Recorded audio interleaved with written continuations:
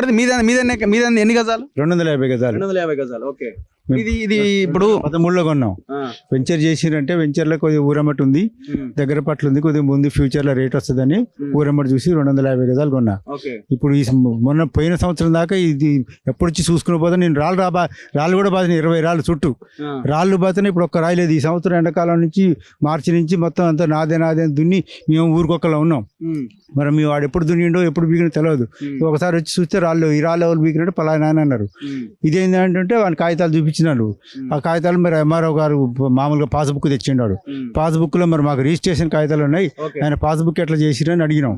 అడిగితే అది ఏదో రూట్లో తెచ్చుకుంటూ ఎట్లా తెచ్చుకుంటూ ఎంఆర్ఓని పట్టుకొని తెచ్చుకుంటూ అనుకోరు అన్నారు. ఎంఆర్ఓతో మాట్లాడుతూ ఓన్లీ నాకు ఉన్నది 2 ఎకరాలే అంటుండు కదా, మరి మీదేమో 10 ఎకరాల్లో వెంచరా? మరి మీ దాంట్లోకి ఆయన వచ్చిండా ఓన్లీ 2 ఎకరాలేనా? ఆయన అడుగు అసలు ఆయనకు 2 ఎకరాలు కూడా వాస్తవంగా వెనకటి నుంచి ఎవరిది కొన్నాడు అనేది ఆధారం కూడా లేదు. వెనకడ పుట్టిన మామూలుగా పాస్బుక్ చూపిస్తుంది తప్ప వెనకట నేను పలానా ఎందుకు కొన్నా, నేను ఇప్పటి నుంచి ఇప్పటిదాకా కొన్న కాంచి కబ్జాలు ఎందుకు లేడు, మరి ఈ సంవత్సరం ఎందుకు వస్తాడు? ఆయన కొన్నది ఎప్పుడో 2006లో అంటాడు. 2006 నుంచి 2026 దాకా కబ్జాలు ఎందుకు, 25 దాకా కబ్జాలు ఎందుకు రాలే? కబ్జాలకు రాకుండా ఈ సంవత్సరం 25లో కబ్జాలకు వచ్చి నా భూమి వస్తుండు. కాబట్టి ఇదంతా ఫేకు బలం చూసుకొని ప్లాట్లో బెదిరించి దున్నితే నాకైతే మళ్ళీ తర్వాత 2 ఎకరాల వరకే వస్తుండా లేదా మొత్తం 10 ఎకరాలు అంటుండా? ప్రస్తుతం 2 ఎకరాల వరకు వస్తుండు. ఇంకో ఎకరం కూడా పాస్బుక్ ఉందనేది మామూలుగా ఆధారం మాకు తెలుస్తుంది. 10 ఎకరాలు కాదు ఆయన కాదు, 10 ఎకరాలు వెంచర్ చేసారు కానీ 10 ఎకరాల్లో లేడు. ఓ 2 ఎకరాలు మొదగాలు దున్నిండు. ఇంకో ఎకరం కూడా ఇంకో కాగితంలో పాస్బుక్ లో ఉందట. అంతా ఒక్కసారి పోతే నా మీద ఎవరో ఒకళ్ళు మళ్ళీ ఏదైనా చేస్తారేమో అని మొదగాలు ఒక 2 ఎకరాలు ఆక్రమించుకొని మొత్తం ఏం లేకుండా నున్నగా డోజర్ పెట్టి ఇక్కడ ఎవరు ఊరుకోళ్ళు ఉన్నారు, ప్లాట్లో ఊరుకోగలు ఉంటే వాళ్ళు ఎవరు అందుబాటులో రారు కాబట్టి ఇది ఆక్రమించుకోవచ్చనే ఆలోచనతోటి ఊళ్ళో బలం ఎస్సీల బలం చూసుకొని మొత్తం డోజర్ బండి చేసి మొత్తం రాళ్ళు లేకుండా. దీని వెనకాల ఎవరున్నారు? తను ఒక్కడే ఉన్నాడా లేకపోతే దీని వెనకాల పొలిటికల్ ఇన్ఫ్లుయెన్స్ ఏమన్నా ఉందా? పొలిటికల్ ఉన్నది అంటారు, మనం అనేది చూడలేదు కానీ లీడర్లు ఉన్నారు అనేది అంటారు. కాంగ్రెస్ లీడర్లు ప్రస్తుతం కాంగ్రెస్ లీడర్లు అనుకున్నారంటారు. ఊళ్ళో ఎస్సీల బలం చూసుకొని దౌర్జన్యం చేస్తాడు. మీ అంతా ప్లాట్లో మీరు బీసీలా? కాదు మేము రెడ్డిసే. నేను రెడ్డిసే కానీ ఎప్పుడు 13లో కొన్నా. నేను మా వాడు ఒకడు మా బామర్ది ఇక్కడ ఉంటే ఆయన ద్వారా కొన్నా. నాకేం తెలుసు ఇక్కడ ప్లాట్లని. ఆయన ఎస్సీ కాదు కదా, బుచ్చిరావులు ఆయన బీసీనే కదా. ఆయన బీసీ అయితే మాత్రం బీసీతో మాకు సంబంధం లేదు. అక్కడ ప్లాట్లు ఉన్నాయంటే కొన్నాం. ఇప్పుడు బీసీ అయినా కూడా వచ్చి దౌర్జన్యం చేస్తాను ఊళ్ళో బలం చూసుకొని. మేము లోకల్ వాళ్ళం కాదు, మేము బయట వాళ్ళం. ఆయన లోకల్ బలం చూసుకొని దౌర్జన్యం చేసి కొట్టడానికి వస్తాడు. మేము ఏం చేయలేక కలెక్టర్ పిటిషన్ ఇచ్చినాం, ఎంఆర్ఓ గారికి ఇచ్చినాం. ఎంఆర్ఓ మాట్లాడిన దాన్ని బట్టి చూస్తే మీకు న్యాయం జరుగుతుంది అనిపిస్తుందా? ప్రతి ఒక్కరికి న్యాయం చేస్తాను ఎంఆర్ఓ గారు అయితే మాట ఇచ్చిండు. మరి అది ఇంకా 4 రోజులకు చెప్తా అన్నాడు. 4 రోజుల్లో మొత్తం కాగితాలు, ఆయన కాగితాలు, మీ కాగితాలు మొత్తం వెరిఫికేషన్ చేసి ఏదైంది మరి 4 రోజుల్లో చెప్తా అని మాట్లాడి మాకు హామీ ఇచ్చాడు. మీ ప్లాట్లు ఎక్కడికి పోవు అని నాదే బాధ్యత అని ఒక మాట అయితే హామీ ఇచ్చాడు. మీరు లేఅవుట్ చేయగానే ఇమీడియట్ గా ఇల్లు కట్టుకుందాం అనుకున్నారా? ఇన్వెస్ట్మెంట్ పర్పస్ లో కొన్నారా? బిజినెస్ పర్పస్ లో ఏదో ఒకటి ఫ్యూచర్ లో పనికి వస్తుంది అనే ఉద్దేశమే కొన్నామండి. మీదంతా బ్రదర్? 200 గజాలు. ఎప్పుడు కొన్నారు మీరు? నెంబర్ 54. నేను 2016లో ఉన్నా.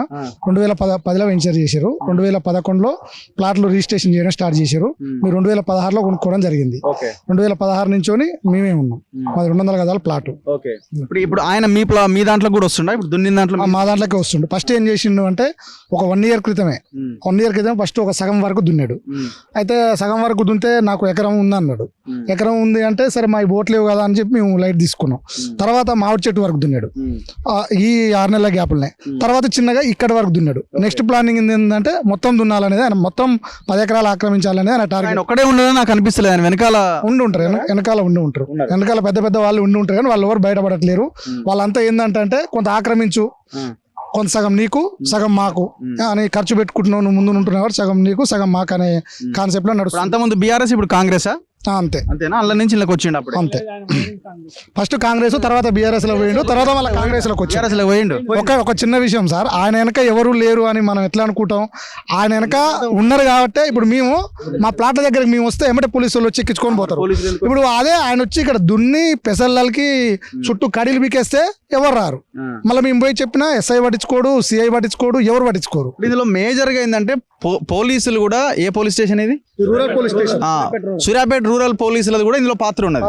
ఎందుకంటే ఈ ప్లాట్ ఓనర్స్ వీళ్ళు చాలా జెన్యున్ గా కొనుగోలు చేసారు, అంతా వీళ్ళ వైపు ఉన్నది. అక్రమంగా ఎంటర్ అయింది అనేది చాలా క్లియర్గా అర్థమవుతున్నది. ఎంఆర్ఓ జరిపిన ప్రాథమిక విచారణలో కూడా ఆయన మాట్లాడిన దాన్ని బట్టి అర్థమవుతున్నది. ఇప్పుడు వీళ్ళని రానినప్పుడు వాని కూడా రానియొద్దు కదా. ఇప్పుడు వీళ్ళు వచ్చినప్పుడే వీళ్ళ మీద కేసులు పెడుతున్నారు, తలకాయల వల్ల కొడుతున్నారు. వాడు వచ్చినప్పుడు మాత్రం అవకాశం ఇస్తున్నారు. ఇప్పుడు పొలం దున్నిండు, దాంట్లో పెసలు చేనేసేసిండు ప్లాట్లల్లో. మరి ఇది ఎంత అన్యాయం ఇది? అంటే పోలీసులు ఎంటర్ అవుతున్నారు అంటే ఒక చిన్న మనిషికి పోలీసులు ఎందుకు ఎంటర్ అవుతారు? దీని వెనకాల ఒక పెద్ద పొలిటికల్ మాఫియా ఉన్నది. ఇందులో ఆ పార్టీ ఈ పార్టీ అని లేదు, అందరు ఉన్నారు. మాజీలు ఉన్నారు, తాజాలు మాజీలు ప్రెజెంట్ ఉన్న వాళ్ళు కూడా ఇందులో చాలా మంది ఇన్వాల్వ్ అయినారు. పోలీసులు మీ మీద కేసులు పెట్టారు ఏమన్నా? మా మీద పెట్టలే, మా సహచరుల మీద పెట్టారు. ఏమంటారు పోలీసులు? మీరు సహచరులు అంటే ఇప్పుడు మాకు ఇక్కడ అందరిని అండగా ఉన్న వాళ్ళు వాళ్ళ ఏదో బైరన్ తీసుకొచ్చి మేపిండంట. వాళ్ళు మా ప్లాట్లు ఆక్రమించి పెసరి చేస్తే పోలీసు వాళ్ళు చెప్తే పట్టించుకోలే. జస్ట్ బర్రెన్ వేపినందుకు తీసుకుపోయి స్టేషన్ లో 3 రోజులు కూర్చోబెట్టారు ఆ రాజు అనే అతని.